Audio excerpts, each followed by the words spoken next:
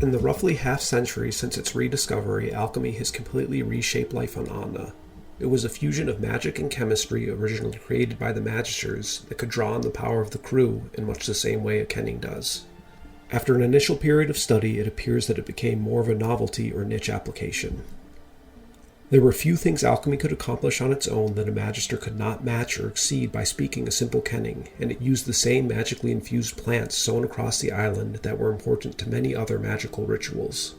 Alchemy has now grown to be the most important industry and science in the known world. Without magisters to cast powerful kennings or fires to warm hearths, alchemy has given back humanity much of what it lost. Before alchemy, there was no way to safely heat homes, create light, cook food, or work metal. While many of its applications are highly specialized and require years of education to become proficient in, it has catapulted civilization back out of the Age of Darkness. Knowledge of exactly how alchemy works, all of the properties and number of alchemical plants on the island, and many of the different formulae are tightly held secrets by the Alchemists Guild. They are the sole keepers of the original documents describing the alchemical process and are ruthless in maintaining a grasp on this knowledge and making sure that they attain any newly uncovered information.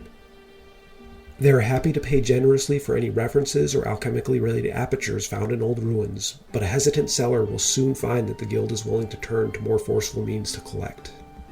They have funded civil wars, blacklisted entire tribes or monarchies from trade with the guild, and even employed hedge mages to make sure that they are the sole source of alchemical knowledge and development on the island. That being said, the guild is a complex organization and many people view them as a greater good. Experimentation with alchemy is dangerous, and so far the guild has proved a generally responsible steward of the art. They also infuse the alchemical concoctions used to heat or cook free of charge and make repairs to any alchemical heating devices at cost to make sure commoners are kept warm and safe from any damaged equipment. Perhaps their greatest claim to benevolence is that their founder, St. Killian, made the most common formula for creating heat public knowledge. All natives of the island know which plants to look for, how to mix them, and skilled craftsmen can create the apparatus to safely create heat in. Keeping this knowledge secret would have given the guild the power to control all of Eamhna, but it also would have taken decades to develop enough alchemists and to farm enough plants to bring heat to all corners of the island. Instead, the rapid and widespread dissemination of this information saved thousands of lives.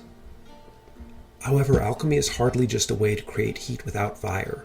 Other formulations can preserve food, stave off infection, harden arms and armor, prevent rust or decay, grant temporary strength, dissolve metal, and much more.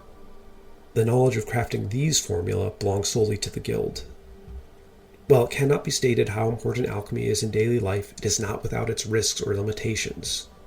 Alchemical preservatives can keep most food edible for an entire year, but can itself be toxic when imbibed too often. The fumes created by alchemical heat sources likewise are poisonous and must be used in a carefully designed apparatus which filters the fumes through a sand-like mixture and needs to be purified or replaced a few times per season. The plants themselves are also finite and only retain their potency for a certain amount of time after being harvested.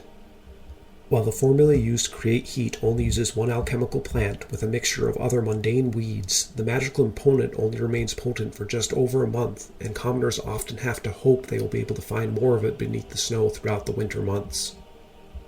While a mixture that has become impotent can be reinfused by an alchemist at no cost, the technique used to do so is a secret, and not every rural settlement can count on being visited by a guild member on a regular basis. Because of the effort and value of the plants, most settlements have a common sleeping hall, and cities have group bunkhouses or taverns during the winter, as heating individual dwellings or rooms on anything but a temporary basis is a luxury for the wealthy.